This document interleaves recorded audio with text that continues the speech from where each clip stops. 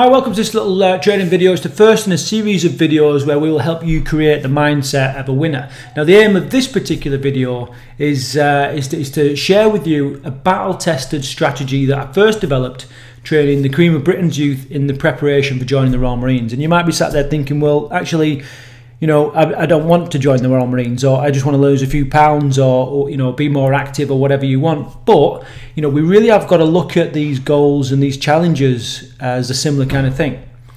So therefore, it's going to take a little bit of courage, a little bit of commitment, and some kind of strategy in order for you to succeed in whatever you're looking to do. So what I've got then is a simple 3-step process for nurturing an unwavering mindset, helping you achieve whatever goal you set your heart on. Okay, it really is as simple as that. But first, I really must warn you that although these steps are easy to follow, they are much tougher to maintain. Therefore, we should aim for consistency, and remember, we're embarking on a process, not a single event. You will not wake up tomorrow and have the spirit of a commando or the tenacity of a honey badger, but you may well have the foundations. Each day, the mindset will get stronger and stronger, and eventually, whether you want to give up sugar or swim the channel, you'll have the mental tools you require to win every time. So step 1, first of all, you've got to know what you want, why you want it, and how the process of getting there looks. So in that then, you need to set clear, concise goals. You need to know where you're going. Imagine sitting in the car and then the person next to you saying, okay, let's go. And you sort of say, well, where? Exactly. You know, how can you get there if you don't establish, first of all, you know, what your destination or where your destination is going to be, and make sure it's clear. So think back and, you know, and just have a sort of think about it. And can you imagine yourself doing, you know, this new skill that you want to do, or being the ideal weight that you've got in your mind and all that kind of stuff? And if you can imagine it, then you really can work towards it.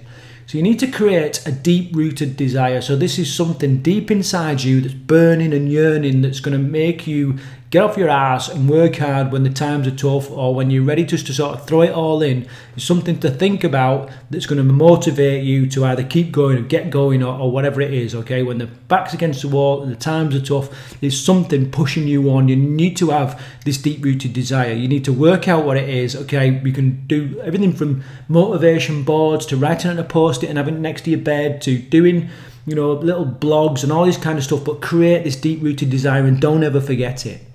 You need to be able to visualize how you will look, feel and act when you get to whatever your destination or your goal is. Okay, so, you know, will you hold yourself different? Will you dress differently? Will you have to shop differently? You know, will you eat differently? Will you feel differently inside because you're healthier and all that kind of stuff? And you've got to be able to visualize that and think about how it will look, feel and how you will act. So step 2 then, we need to look at consistently taking one step at a time. Okay, one individual smart step at a time. Okay, now that consistency equals results. All right, so lots of people say, oh, running's the only thing that helps me lose weight. And I say, well, why is that? I say, well, I just do, you know, after I've done two weeks of running every day, then I start to lose weight. Well, it's not necessarily the running that gets you to lose weight. It's the fact that you've done it consistently for 2 weeks, you know. So consistency is the thing, that really is the thing to work on. And you've got to see every challenge as a journey. You know, every challenge is a journey, and every journey is a series of small steps. You just got to take little steps, keep building momentum, build up a history of small successes, you know, recognize them little wins, and just keep working towards your goal. And then finally, then step 3, we need to measure our progress on how far you have come. Okay, quickly and consistently overcome pitfalls, obstacles and barriers. All right, so there's 2 parts there. So the first bit, obviously, you know, we're talking about measuring the progress and how far we've come. You know, don't necessarily measure it on how far you've got to go, because that's similar to the horizon. It just always seems to be getting further and further away. But if we can look back at how far we've come, we can really see, you know, the progress that we've made and the wins that we've had, you know, and that can be motivating in itself. So a couple of things on you know, things that are going to get in your way. So first of all, pitfalls, obstacles and barriers. The key thing is that with all 3 of these things, and there are slight differences to each one, it's about just getting back up and getting back on the bike or back on the horse, or whatever analogy you want to use. It's about just being able to ride some of those tough times, okay, taking the knocks a little bit, and then being able to just keep moving forward.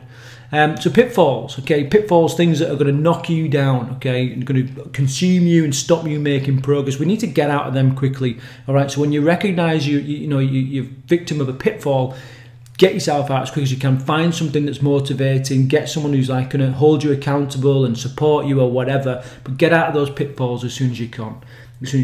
Try and identify obstacles early in your journey, all right, and really use that to avoid the obstacles. There's no point trying to go smash straight into the obstacles. Okay, the idea is we've really got to try and avoid it, so it's not a problem to us. So that might mean if we're trying to get from A to B, that we might have to go via D, or you know, we might have to sort of cut around one of the big obstacles or whatever, but you know, we're avoiding it. We'll find it very, very hard to consistently break through those obstacles. We must avoid them. And then there's barriers, okay? So these barriers are things that people put up in front of us that we've just got to be able to overcome, okay? Things that are going to test us day in, day out, and it might be the family's getting in the way. I've recorded this video 3 times now, and you know, a dog's barked, or I burped in one of the videos. So we're just little barriers that try and stop and halt your progress, and we need to be able to overcome them and keep moving forward. So a little reminder, step 1, know what you want, why you want it, and how the process of getting there looks. Step 2, consistently take 1 step at a time. Step 3, measure progress and how far you have come, and quickly and consistently overcome pitfalls, obstacles, and barriers. So if you employ those 3 easy steps, okay, and think about them now, and work out a little bit of paper, write it down, create this deep-rooted desire, know where you're going and all that kind of stuff, I'm pretty sure that you can create a winner's mindset. Now, in the next video, we're going to talk about a 3-step process for winning every time, okay? It's a formula we use at bootcamp week in, week out, and it breeds results, okay? Everybody that employs this kind of process breeds results. You just cannot fail with it if you adhere to it and if you stick to it consistently, okay? So you can look forward to that in the next video. Thanks again for joining us in this video. We'll see you in the next.